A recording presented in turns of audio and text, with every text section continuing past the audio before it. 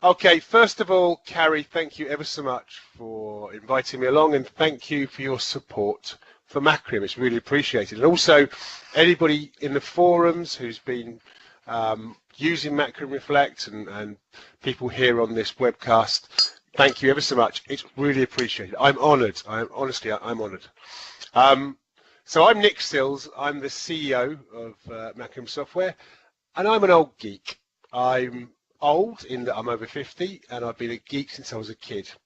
And I started work back in the, started developing, so back in the old days of IBM System 36 in the 80s and early 90s, using RPG. Now RPG, I don't know if any of you are aware of RPG, but it was a terrible language.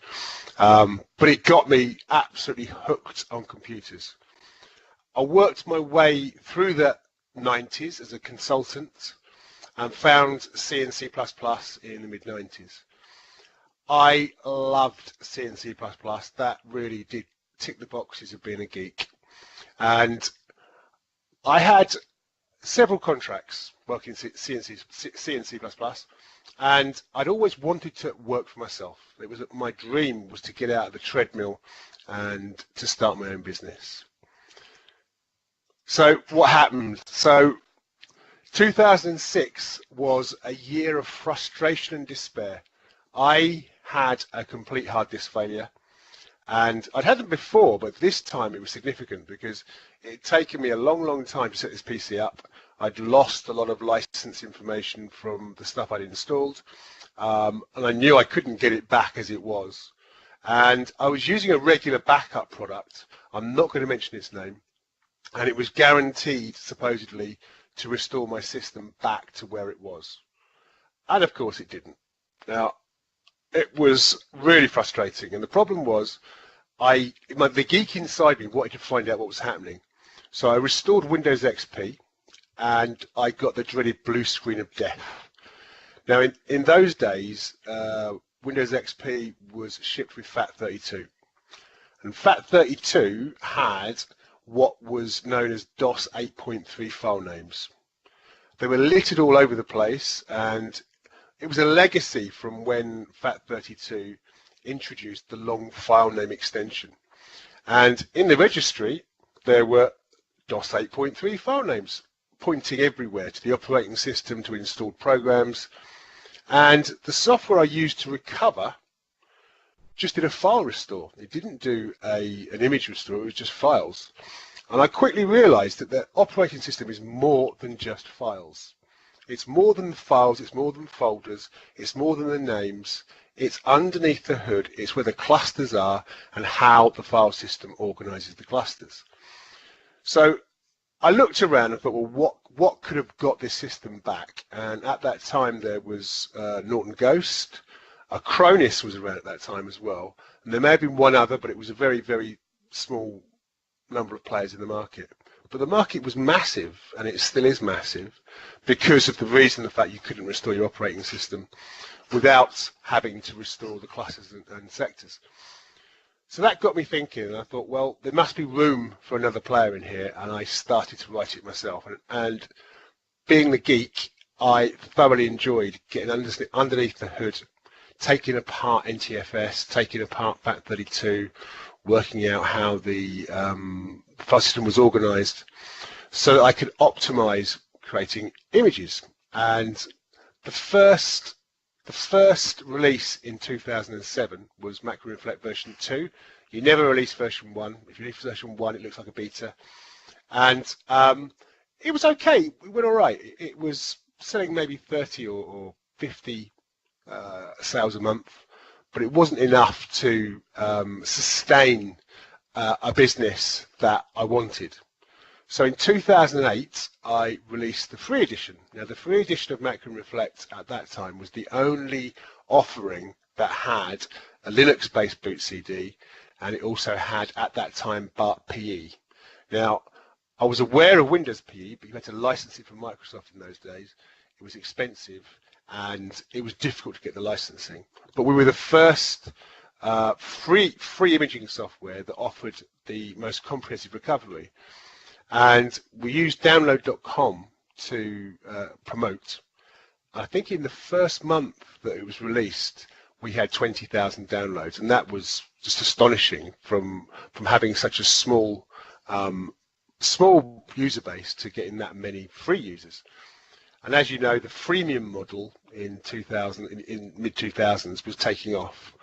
And if you sell if you have 1,000 free users using your product, then you're guaranteed to get tens of sales. So our sales went from 30 to 50 a month to maybe 150 to 200. And suddenly there was a viable business, and the fun started, because at that point that enabled me to recruit other people and do lots of other things. So I'll move on now to the milestones that have happened with Macrium Reflect and our fantastic team. And I say this because it's not me on my own. I managed to recruit some fantastic people who have stayed with me since 2009, and they're still there. So hopefully I'm doing something right. First thing was image browsing. Image browsing, I wanted to make it as simple as possible to take a disk image and load it up in Windows Explorer. There were some clunky offerings from the competition that didn't quite do it right. So that was fantastic. We got that working. That was our first dip into writing kernel level drivers. Incremental and differential images, another thing. Obviously, we've got to do that to make sure that we're optimizing the way we're backing up. That was a huge challenge. The file format that we started out with in 2008 has not changed since then. It's exactly the same. It supports up to petabytes of data, much, much bigger than NTFS can currently grow to. So I'd like to say I had insight, but it was probably a bit of luck. I chose 64-bit values everywhere, and it's still holding strong. And you can actually still mount an image created in version 7 of Macrium Reflect with the very first edition that was released. The free edition I've already mentioned, that was a huge milestone for us. Shrinking NTFS on a restore was very, very difficult, because what we effectively do is we reverse engineer the NTFS file system and do an on-the-fly defrag as it's coming back to disk, and then reorganize everything in its optimal form. So if ever you shrink an NTFS partition during a restore, if you look at that partition that's been shrunk, you'll see that everything is aligned from the beginning of the disk all the way through to the end of the file system. And that was a real struggle, because the competition at that point wouldn't restore if the MFT had to be moved. So very proud of that one, very proud of the team for getting that sorted. Vyboot, I think you've been having some screencasts on Vyboot from Carrie. That was, again, another massive plus for us. We started working on that because the competition, a couple of competing products, had access to load images in VirtualBox. So we had a look at VirtualBox and thought, well, actually we can go one better here, and we can support both VirtualBox and Hyper-V. So the initial release of Vyboot used a virtual SCSI disk. So we wrote a SCSI driver that could use an image as the back end, and if you do that, then you can load that in anything Hyper-V. Not so good with VirtualBox, unfortunately, so we didn't achieve our goal, but more on that later, because we are actually going to be introducing a VirtualBox compatible Vyboot plugin in the near future.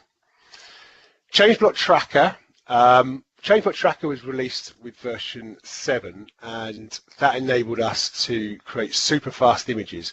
Now, unfortunately, it doesn't survive on a reboot at the moment, and so you only get the real benefit if you're running a PC for multiple incremental images.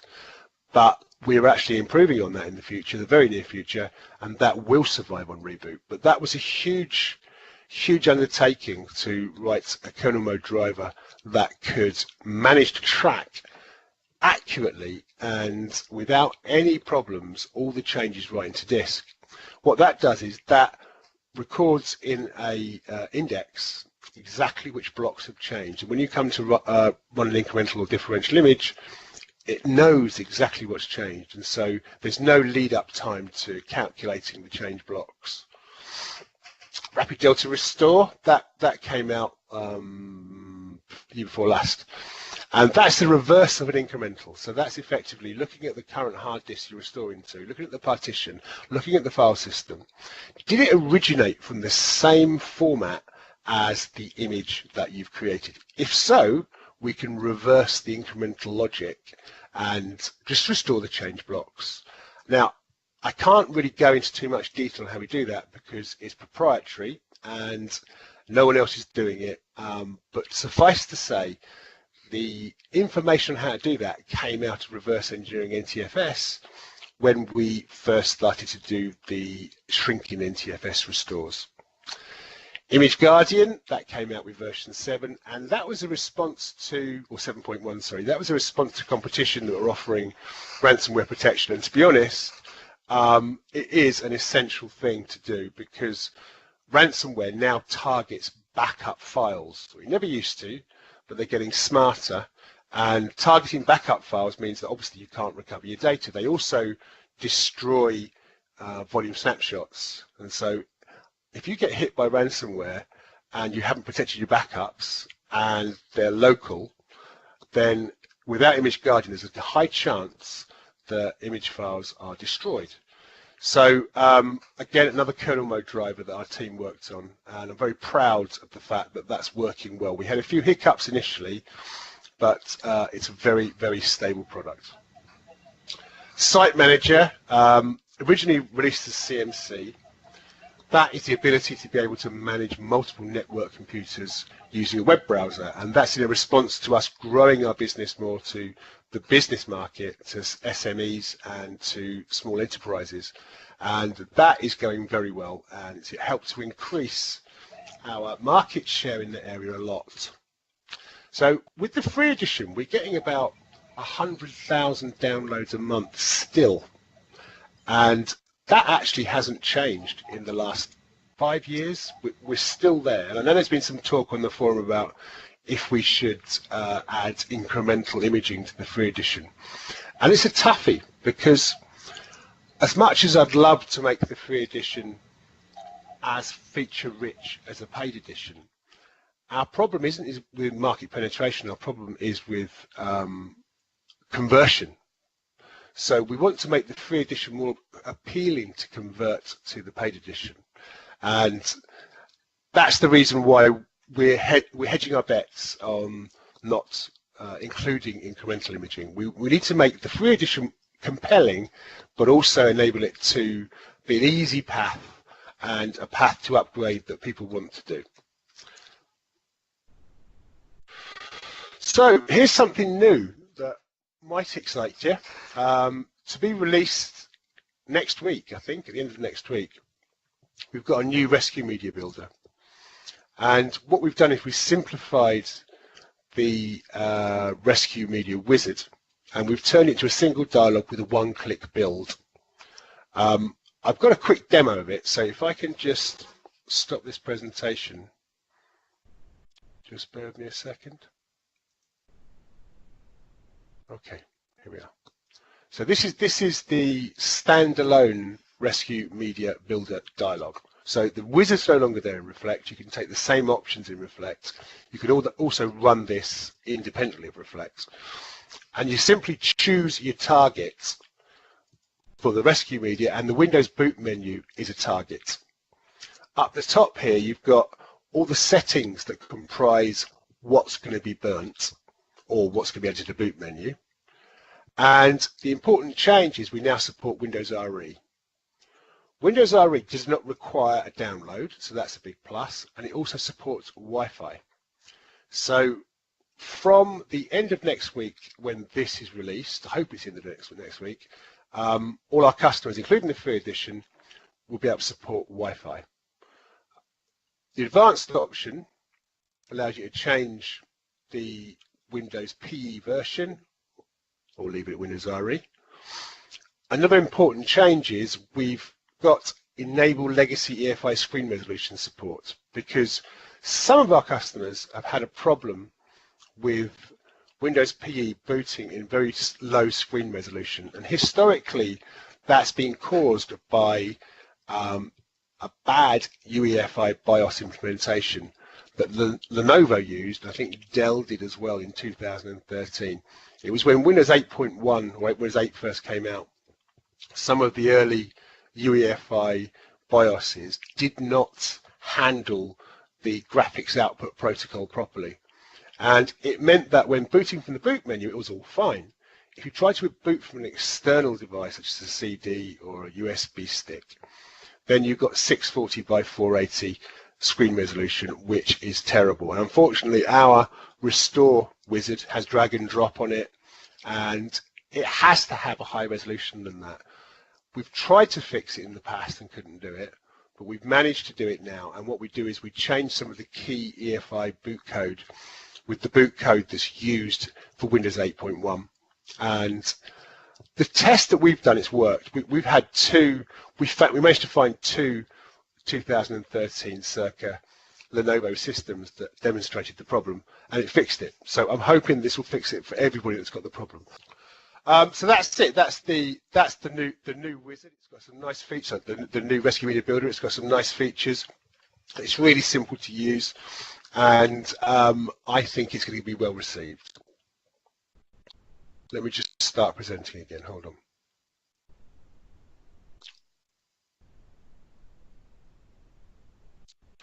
So we've grown a lot. We've now got our head office in the Manchester Science Park. Our dev team are there.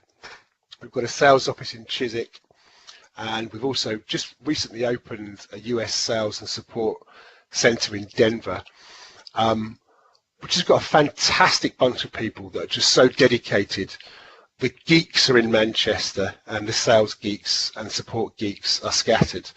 But I can honestly say it's the best company in the world, and I love working there, and so do our employees. And yeah, I can't say more than that. So thank you very much. It was very quick and brief. I just wanted to give you a quick overview of the things that happened, introduce myself, and give you a glimpse into something that you're going to see next week.